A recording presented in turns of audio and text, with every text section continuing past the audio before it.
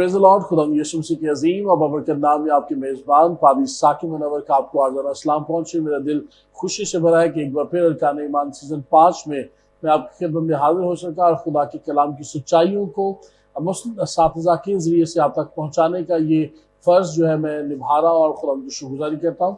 आज नाज़रीन जो हमारा मज़मून होगा वो है गरीब और मोहताज की फ़िक्र। असर हाज़िर में जिसमें मैं और आप ज़िंदगी गुजार रहे हैं, बहुत सारे लोग अमीर भी हैं और उनके साथ साथ गरीब भी हैं, लेकिन हम एक पहलू ये देखते हैं कि जो अमीर हैं वो गरीब का इस्तेहसाल करते हैं और गरीब गरीब से गरीब तर होता चला जा रहा है और अमीर अमीर से अमीर तर होता चला जा रहा है। वो खुदा जिसने सारी कायनात को खल्क किया और इंसान को अपनी शबीह और अपनी सूरत पर बनाया, क्या वो सिर्फ अमीरों का खुदा है या गरीबों का भी खुदा है? क्या खुदा उनकी फ़िक्र करता है?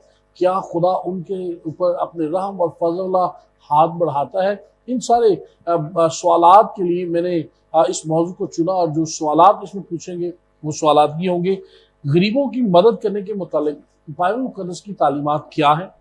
पुराने और नए अहूद से हम मिसालें भी हासिल करेंगे।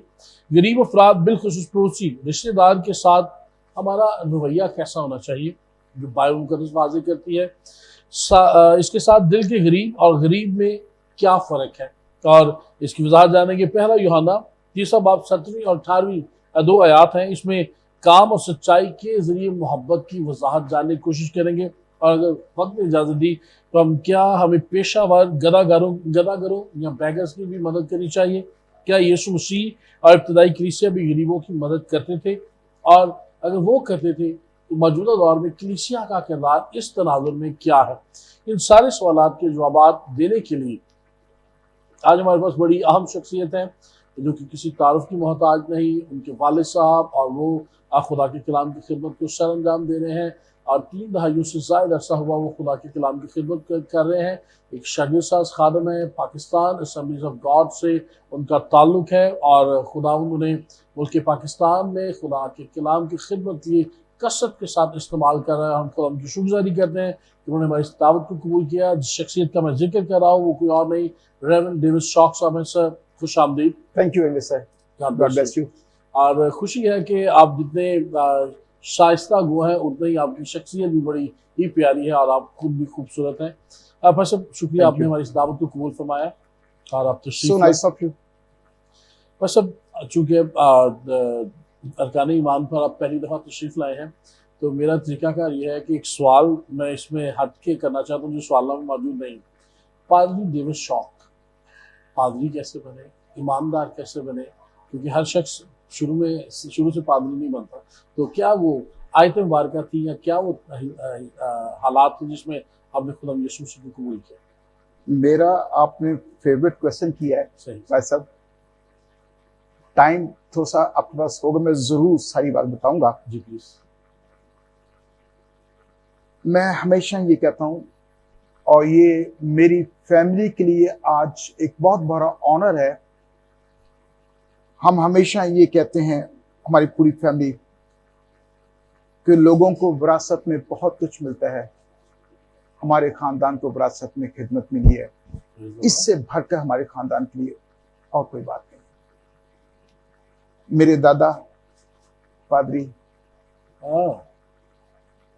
बरकत वासी खंडा, सही जो सारकोट डायसिस से रिटायर हुए, उसके बाद मेरे वालिद साहब। लेकिन एक बात है, जब मेरे वालिद साहब इस दुनिया से गए 1987 में, I am not in Christ at that time, totally खुदाम से दूर, गुनाह की जिंदगी में मजबूत। हाँ, वो एक अलग बात थी, खुदा के लिए जज्बात अपने अंदर रखना, वो दैट इज सेपरेट मैटर। हाँ, यूं कह रहे, मैं मजहबी जरूर था, रूहानी नहीं था, लेकिन गुनाह मेरे अंदर था। एक शाम मेरी जिंदगी की बड़ी खूबसूरत शाम है, 17 मार्च 1990। इस ऐसे को अब 33 इयर्स हो चुके हैं, क्योंकि मेरी पहले भी ये रूटीन थी।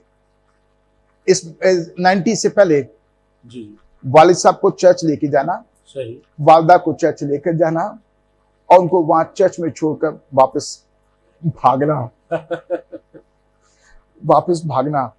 और उसी तरीके से 17 मार्च को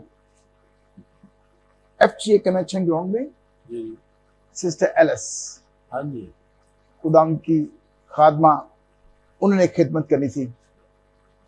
और मामा ने मुझे कहा कि बेटा आपने मुझे लेके जाना है। मैं कहा जी जरूर, मैं आपको लेके जाऊंगा। सही, मैं अपने प्लान के मुताबिक था कि मैं वहां बैठा कर आ जाऊंगा। सही, जब वहां पहुंचा, उनको मामा को बिठाया, मामा ने मुझे ये कहा कि बेटा आज तुम मेरे साथ बैठेगा। मैं कहा आप फिक्र ना करें, मैं within 5 minutes I am coming back. मैं कहा no, you will sit with me. वो मेरी गिरफ्तारी थी। और जब कलाम शुरू हुआ तो मेरा दिल ना टूटना शुरू हो गया अंदर से। और जैसे ही जब सिस्टर ने ये कहा कि कोई है जो आज अपनी जिंदगी खुदा को देना चाहे, टूट मैं चुका था। अब अंदर से अभी मुझे क्या कह रहा है, अब तू खड़ा होकर लोगों को ये बताएगा कि तू पादरी का बेटा होकर तू गुनाहगार है, तेरे अंदर ये भी गुनाह था, ये भी गुनाह था।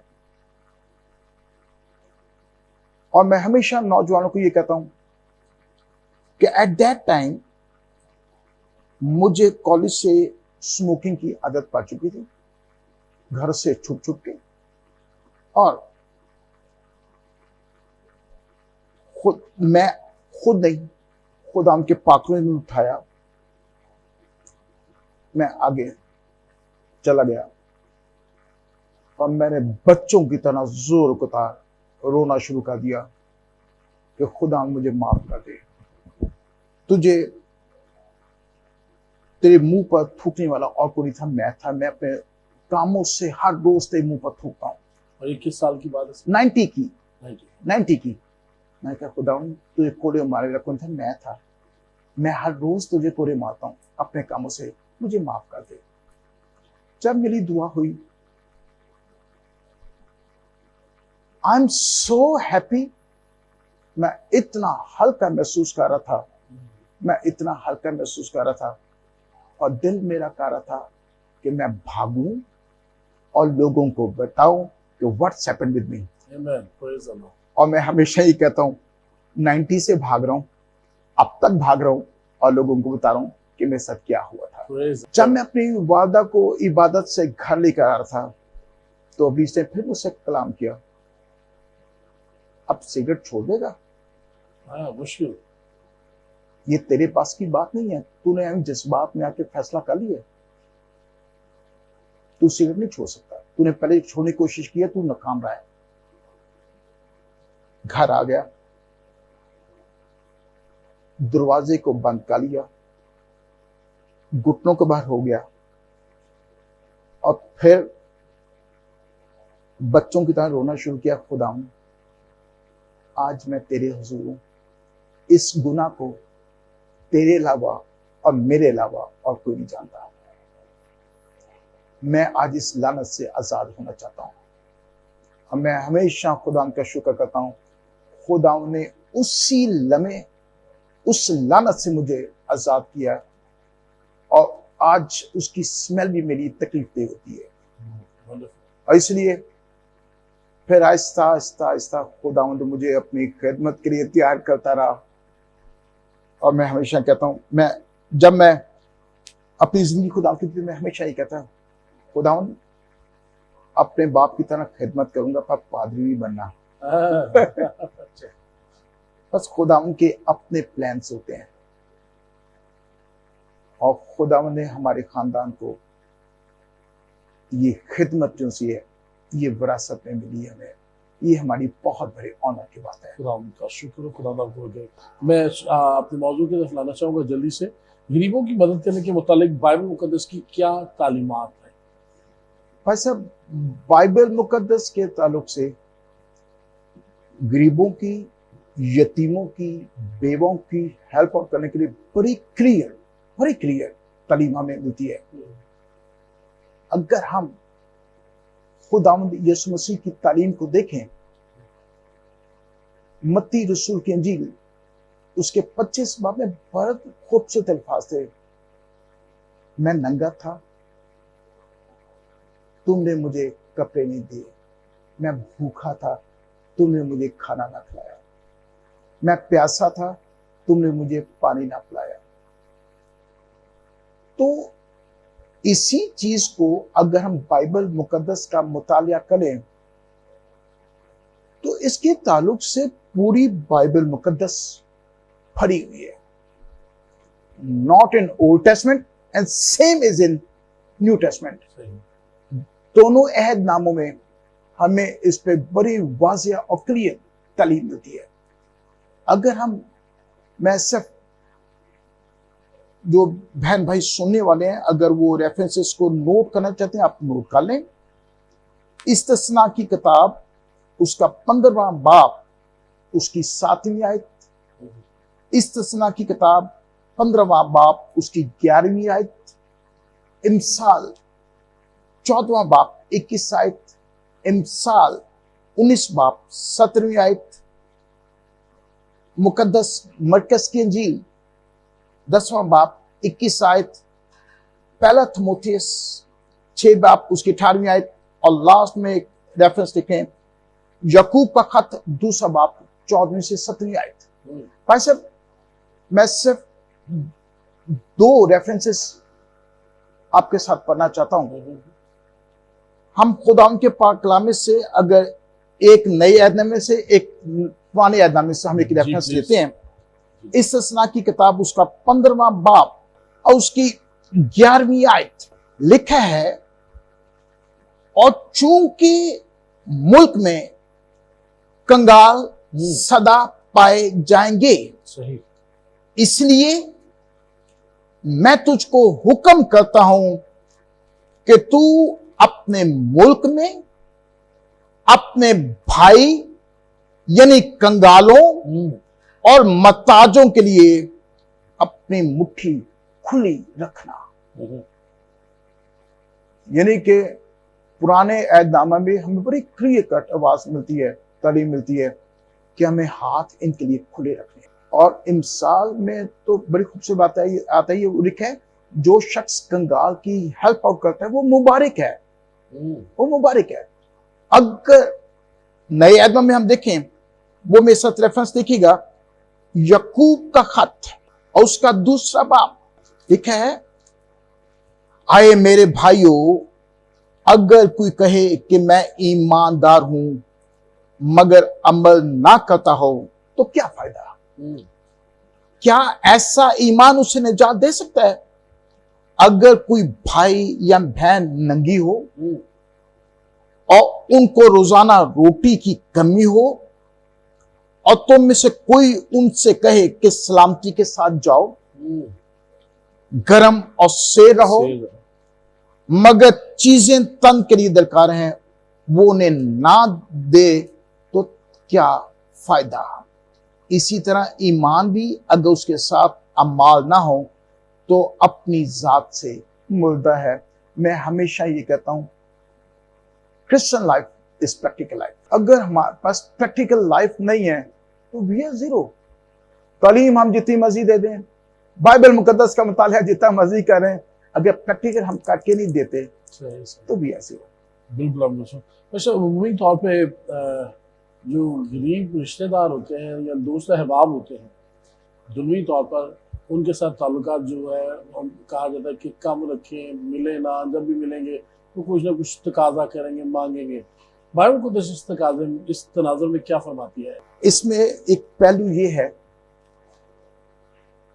कि अब मैं आप लोग जिस दौर में से गुजरे हैं, अगर बाइबल मुकद्दस की तालीम को देखें, बाइबल मुकद्दस की तालीम तो बड़ी क्लियर कट कहती है कि हमने अपना हाथ पीछे नहीं करना। लेकिन अब ये जो अब जिस दौर से हम गुजरे हैं, कोई गरीब रिश्तेदार से हाथ मिलाना भी पसंद नहीं करता, लेकिन हम अपने आप को मसीही कहते हैं। फिर वही बात प्रैक्टिकल लाइफ नहीं है। हम अपने गरीब रिश्तेदार को इंट्रोड्यूस अपने साथ करवाना पसंद नहीं करते। इवन देन यस, मैं खुदा का खादिम हूं प्रैक्टिकल लाइफ में। तो ये बहुत जरूरी है। अगर हमारे पास वसाइल हैं, अगर हम इस काबिल हैं, तो कलाम के मुताबिक हमें अपना हाथ कभी भी पीछे नहीं करना। सेकंड थिंग सर, इसमें ये कि बास हमारे अजीजो कारब, आई am sorry to say this words, शायद उनकी आदत सी बन जाती है कि मैंने अपना पूरा मंथ मांग मांग कर ही गुजारा करना है, because they do not have any plans for your life. तो ये भी एक प्रॉब्लम है। सही। लेकिन फर्स्ट थिंग, हमें अगर हमारे पास वसाइल है, हमें अपने हाथ कभी भी पीछे नहीं करना चाहिए। बहुत शुक्रिया भाई साहब। दिल के गरीब और गरीब में क्या फर्क है? अमूमी तौर पर कहा जाता है वही दिल के गरीब और गरीब एक ही बात है, इसमें फर्क है या सर बहुत फर्क है। बहुत फर्क है। जो आम गरीब है, मैं आप लोग सभी जानते हैं, जो फाइनेंशियल तौर पर सही वीक हैं, उनके माली हालात कमजोर हैं, और मैं और आप लोग बड़े अच्छे तरीके से, अब जिस दौर में से आप लोग गुजरे हैं, इस महंगाई के दौर में, मैं अपनी वाइफ से कल बात कर था, मैं वाइफ को ये कह रहा था कि मुझे कम से कम डेली एक ऐसी फैमिली जरूर मिलती है जिनके मुंह से मैं ये अल्फाज सुनता हूं, हम एक वक्त की रोटी खाते हैं, उसके बाद शाम को खाते हैं, और मेरा दिल टूट जाता है। ये नहीं कि गरीब वो है जिनके माली हालात कमजोर हैं, लेकिन सर दिल के गरीब तो बहुत बड़ी बात है। एक्चुअली ये जो लफ्ज है ना, दिल के गरीब, अगर हम दिल के गरीब की बात करें, तो अगर हम इसको इंग्लिश बाइबल में देखें तो बड़े खूबसूरत वर्ड्स लिखे हैं। उसमें लिखा हुआ है, blessed for those poor in spirit. Poor in spirit means कि जिनके जो दिल के हलीम है, फरोतन है, जिनके अंदर खाकसारी है, वो दिल के गरीब है। गरीब फाइनेंशियल तौर पर नहीं, लेकिन स्पिरिट में वो गरीब है, जिनके अंदर दर्द है कलीसिया का, जिनके अंदर दर्द है अपनी क्रिश्चियन कम्युनिटी के लिए, वो दिल के गरीब है। जिनके अंदर फरोतनी है, खाकसारी है, हलीमी है, वो दिल के गरीब है। सही, बहुत बहुत शुक्रिया। वैसे यूहन्ना का पहला खत, उसके 30वें बाब की 17वीं और 18वीं 2 आयत, इसकी जरा वजाहत कर दें। काम और सच्चाई के जरिए से मोहब्बत का तकाजा करना या मोहब्बत को बयान करना। ये रेफरेंस हम खुदा उनके पाक कलाम से इसकी तलावत कर लेते हैं। प्लीज। यूहन्ना रसूल का पहला आम खत, और उसका 30वां बाब कह रहे हैं सर जी, 30वां बाब और उसकी 7वीं आयत, 17वीं और 18वीं। खुदा उनके पाक कलाम में यूं लिखा है, जिस किसी के पास दुनिया का माल हो, वो अपने भाई को मताज देकर रहम करने में देर करे, तो उसमें खुदा की मोहब्बत क्यों कर कायम रह सकती है। और कहते आए बच्चों, हम कलाम और जुबान ही से नहीं, बल्कि काम और सच्चाई के जरिए से भी मोहब्बत करें। बड़ी प्यारी क्लियर बात कि मैंने पहले ये कहा था, Christian life is practical life. सिर्फ हमें जुबानी कलामी बात नहीं करनी। शायद हम लोग सरमन्स में बहुत अच्छी बातें कर जाते हैं, लेकिन in practical life we are zero. अगर जो कुछ हम कहते हैं हमें उस पर अमल करना है। देखिए, अगर हमारे पास है तो मैं जिसमें पहले बात करता, अगर if we in this position we have to help, we have to help. हमें कभी भी अपना हाथ पीछे नहीं करना चाहिए। इफ वी आर बिलीवर्स, सही, हम अगर हम अपने को बिलीवर कहते हैं तो हमें इसको प्रैक्टिकल लाइफ करके कलाम से भी और सच्चाई से भी हम इसको साबित करना है कि यस, हमें मदद करनी है।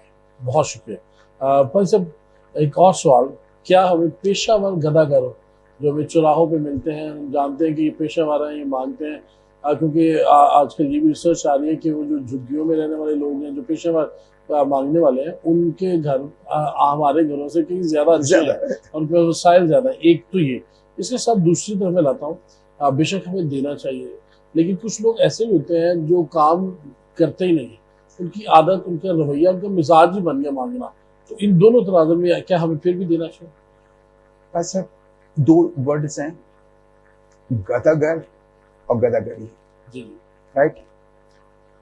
As a believer, as a मसीही होते में, जिस तरीके से आपने पहली बात कर दी की है कि जो पेशावर, जो बाय प्रोफेशन बैगर्स हैं, हमें उनको रिफ्यूज करना है। सही।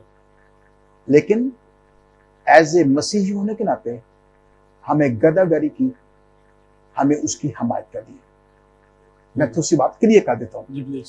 किस तरीके से हेल्प करनी है, ताकि जो जो प्रोफेशन बैगर्स हैं वो हमारी कम्युनिटी से, हमारी कंट्री से वो खत्म हो सके। सही। मिसाल के तौर पर हम अपने मुल्क में, मुल्क की जो अदारे, हम उनकी हेल्प कर सकते हैं। मिसाल के तौर पर हम पुलिस की हेल्प कर सकते हैं, और बहुत सारे तरीकेकार हैं हम, ताकि जहाँ गदागरी की हम उसको करें कि हम इसको खत्म करना है अपने मुल्क से। हम अपने चर्चेज से हम सर इसको प्रीच कर सकते हैं। सही। कि हमने गदागरों की, जो बाय प्रोफेशन बैगर्स हैं, हमें उनको रिफ्यूज करना है, लेकिन गदागरी की इसको खत्म करने में हमने अपनी हुकूमत का साथ देना है। सही। हमें मोटिवेट करना है। सही। और जब तक हम मोटिवेट नहीं करेंगे ऐसे पासवान के नाते, तो आगे ये चीज प्रमोट नहीं होगी। इसलिए हमें उनको तो रिफ्यूज करना है, लेकिन गदागरी को, इसको हमें प्रमोट करना है कि हम इसको खत्म कर सकें। सही। दूसरा सर, जो रिश्तेदार, दोस्त अहबाब होते हैं, अमूमन तौर पर आजकल नौजवान ज्यादातर काम नहीं करते और वो किसी न किसी पर इत्तेफाक करते हैं, इस तरह से। ये सर आपने पहले ये बात की है, आपने खुद इसकी एग्जांपल दी थी कि बास हमारे अजीज वकारब, वो हमारी क्रिश्चियन कम्युनिटी की प्रॉब्लम ये है कि मोस्ट ऑफ द प्रॉब्लम्स हमारी यंग की ये है कि वो काम करना पसंद नहीं करते। अब उनसे कहा जाए कि क्या करते हैं, जी मेरा भाई दुबई गया हुआ है, ये उनका प्रोफेशन है। जी क्या करते हैं, जी मेरी बहन सऊदीया गई है। लेकिन आप क्या करते हैं, जी मैं तो यही काम करता हूं। तो ऐसे लोगों को हमें रिफ्यूज करना है, उनको मोटिवेट करना है, हमें उनको उसमें चीज में से निकालना है ताकि वो अपना एक फ्यूचर बना सकें। बहुत शुक्रिया सर। आखिरी सवाल सर, कलीसिया का क्या किरदार है कि कलीसिया किस तरह इसको आगे बढ़ा सकती है? आपने क्वेश्चन किया कि कलीसिया क्या क्या किरदार है। हाँ सर, अगर गरीब की, बेवा की, यतीम की मदद करना अगर बाइबल मुकद्दस की तालीम है, तो कलीसिया का भी किरदार इसमें पॉजिटिव होना चाहिए। सही। बट अब इसमें आई am sorry to say this words, अब हमारी बहुत सारी कलीसियां हैं, अब इसको इसी लेते हुए गरीब की, बेवा की, यतीम की मदद करने के लिए चर्च को बिजनेस सेंटर बना दिया। आई am sorry to say this words, हमने इसको बिजनेस सेंटर बना लिया। अब उसमें क्या है, गरीब की मदद करना वंडरफुल, लेकिन खिदमत वास्ते पैसा कम भी हो तो कोई बात नहीं।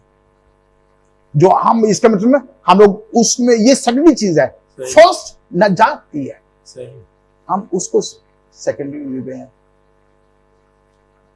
बाइबल मुकद्दस में मत्ती रसूल की इंजील उसका 23 बाब, उसके 23 आयत में लिखा है, तुम सौंफ और पुदीना पर तो दही यकी देते हो, पर तुमने अपने अंदर से रहम और इंसाफ को खत्म कर दिया। लिखा है, क्या ही अच्छी बात थी, तुम वो भी करते और ये भी करते। हमें दही यकी भी देनी है, लेकिन गरीब की मदद करनी है, लेकिन इसको हमें अपने चर्चेस को बिजनेस सेंटर्स नहीं बनाना। शायद मेरी ये बात किसी को बुरी लगे, लेकिन मैं बड़ा क्लियर आदमी हूं। अब एक एग्जांपल मैं आपको देता हूं। शायद चंद पासवानों को ये बात मेरी बुरी लगे, इतने भट्टे नहीं हैं जितने भट्टे पे खिदमत करने वाले पासवान हैं। आई एम सॉरी, मेरे ये कहने का मतलब नहीं है हमें उनके अंदर खिदमत नहीं करनी है, लेकिन ये नहीं कि दे के बगैर खिदमत नहीं होगी। तो पैसा ये भी तरह भट्टे पे काम करने वाले वही के वही रह गए, वो तो भाई खिदमत करने वाले वही लोग हैं। वो सर एक्चुअल देखा जाए, भट्टे वाले अपने उन हालात में से निकलना नहीं चाहते। एक्चुअल में तो पासवानों का काम है कि किसी के उनकी पिक्चर खींच के पैसा मंगवाया जाए, राइट, उनका भी दाना पानी चलता रहे, बिजनेस सेंटर है, अपना दाना पानी भी चलता जाए, और वो वहीं के भाई उनको एक देख दे दी। अब लास्ट वीक कसूर से खादम का मुझे फोन आया कि भाई साहब आप हमारे पास आएंगे। मैं कहा जी मैं जरूर आऊंगा, लेकिन भाई साहब अगर आप कहें तो एक मैं देख तैयार कर लूं। मैं क्या क्यों कहते लोग ज्यादा है। मैं कहा तो फिर मैं नहीं आना चाहता। मैं कहा मैं देगों वाला पादरी तो नहीं हूं कि मैं पैसे दूं दे के लिए कि जी लोग ही आ जाए। मैं कहूंगा अगर 5 लोग भी आए तो मैं तो खिदमत करनी है। तो कलीसिया का तदार होना चाहिए, लेकिन इसको बिजनेस सेंटर सर नहीं बनाना चाहिए। और ये बिजनेस सेंटर्स हमारी churches, I am sorry to say this words, बन चुके हैं। बहुत बहुत शुक्रिया भाई साहब इस खूबसूरत बातों के लिए, खूबसूरत गुफ्तगू के लिए। नाज़रीन, मेरा ईमान है आपने इस प्रोग्राम से बरकत पाई होगी और बहुत सारे सवालों के जवाब आपको जरूर मिले होंगे। मैं ये जरूर करना चाहूँगा, किसी स्कॉलर से मैंने बात सुनी है, किसी किताब में मैंने पढ़ी कि कभी मछली मांगने वाले को सिर्फ मछली ना दे बल्कि उसे मछली पकड़ने का तरीकाकार बताएं। और जब हम गरीब और मोहताज की फिक्र करते हैं तो ये बाकी तय बात है कि खुदा की हिदायत है कि वो तमाम ज़रूरतमंदों की गहरी फिक्रमंदी का इजहार करता है।